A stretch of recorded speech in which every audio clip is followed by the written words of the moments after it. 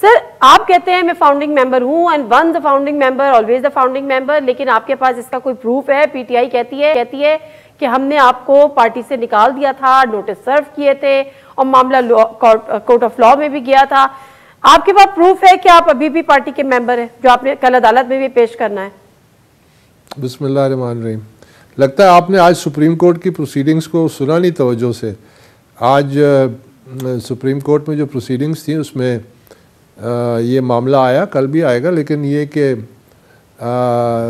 Honourable chief justice ने PTI के जो वकील थे और वो है पुराने फाउंडिंग मेंबर हैं, हामिद खान से ये पूछा कि क्या अकबर एस बाबर जो हैं वो फाउंडिंग मेंबर हैं, तो हामिद खान ने तस्लीम किया कि Akbar S Babar founding member है। उन्होंने कहा कितने मेंबर थे?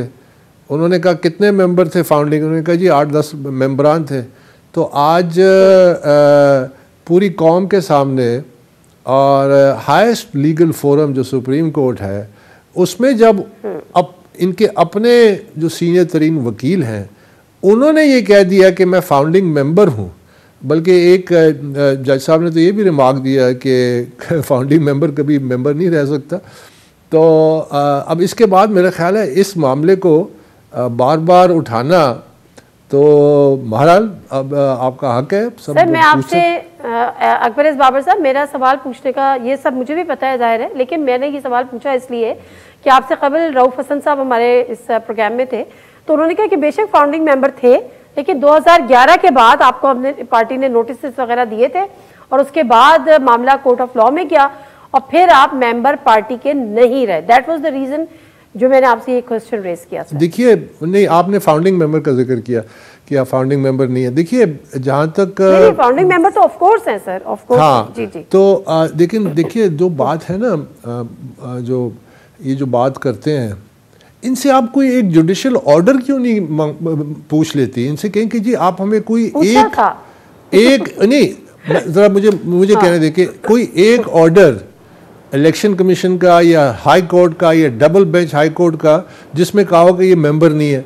मेरे पास 2 फैसले हैं इलेक्शन कमीशन के, मई 2017 और मई 2018, जिसमें लिखा है कि Akbar S Babar is a member of Pakistan Tehreek Insaf and there is no evidence contrary to it. किसी किस्म का कोई एविडेंस इन्होंने प्रोवाइड नहीं किया।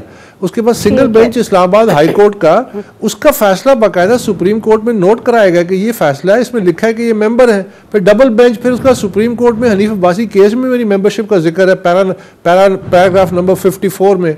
तो आप अंदाज़ा लगाइए कि ये जो बार बार कहते हैं, आप प्लीज़ उनसे सिर्फ ये पूछिए कि जी आपके पास कोई ऐसा फैसला है जिसमें लिखा है कि जी ये पार्टी के मेंबर नहीं है, अदालती फैसला, तो हम आपकी बात मान जाएंगे। जब तक हम आपकी बात कैसे तस्लीम करें? मैंने उनसे पूछा था, उन्होंने कहा कि कल अदालत में पेश करेंगे, तो लेट्स सी क्या करते हैं पेश।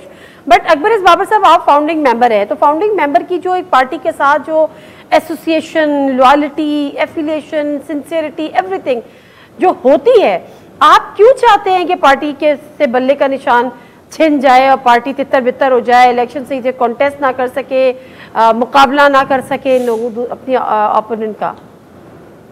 देखिए, सबसे पहले तो आप इसमें क्लियर हो जाएं कि जो लॉयल्टी होती है सबसे पहले अपने मुल्क से होती है। और चर्चिल से किसी ने पूछा कि आपकी लॉयल्टी ट्री क्या है, उन्होंने कहा सबसे पहले मेरे जो शहरी हैं, मेरे हलके के लोग हैं, मेरा मुल्क है, मेरी पार्टी की जो है बहुत नीचे आती है। पार्टी जो लॉयल्टी है वो सबसर्विएंट है to the loyalty to the country. हमने पाकिस्तान तहरीक इंसाफ जो है ये जो बनाई थी, आज जबकि तस्लीम किया, और मैं उसका फाउंडिंग जो कॉन्स्टिट्यूशन लिखा गया था वो फ्रेमर्स में से मैं हूँ। हमने इसको एक जमहूरी जमात बनाना था, हमने इसको एक इदारा बनाना था, हमने इसको रिवायती सियासत से हट के बनाना था। अब वो ड्रिफ्ट कर कर कर कर कर करके इस नहज तक पहुंच चुकी है कि यके बाद दीगरे इस पार्टी पे ऐसे लोगों ने कब्जा किया जो इसका काबा किबला ही चेंज करके रख दिया। तो मैं पार्टी को नुकसान नहीं पहुंचाना चाहता। याद रखिए कि मेरी जंग जो है वो ये है कि इंट्रा पार्टी इलेक्शंस एक बुनियादी आईनी हक है और उस हक को पे डाका डाला गया, उस हक को यूसर्प किया गया।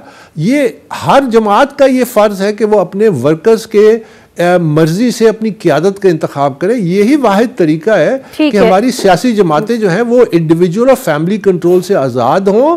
और आज उन बातों की तजदीद भी हुई, बहुत सारी ऐसी बातें कही गई जिससे ये साफ जाहिर होता है कि देखिए डेमोक्रेसी जो है, अगर एक सियासी जमात में आप एक्सेप्ट नहीं करते या नहीं लाते, फिर आप डेमोक्रेसी के चैंपियंस कैसे बनते हैं? फिर आप लेवल प्लेइंग फील्ड के कैसे चैंपियंस बनते हैं जब आप अपने वर्करों को, अपने मेंबरान को लेवल प्लेइंग फील्ड देने से डिनाई करते हैं? तो ये है वो जंग। बल्ला जो है वो इसलिए दरमियान में आया कि बल्ला एक कानून जो है वो कनेक्ट हो गया है कि जी जब तक आप इंट्रा पार्टी शफाफ इलेक्शन नहीं कराएंगे, अगर आप नहीं कराएंगे तो उसके नतीजे में आपका इलेक्शन सिंबल जाएगा।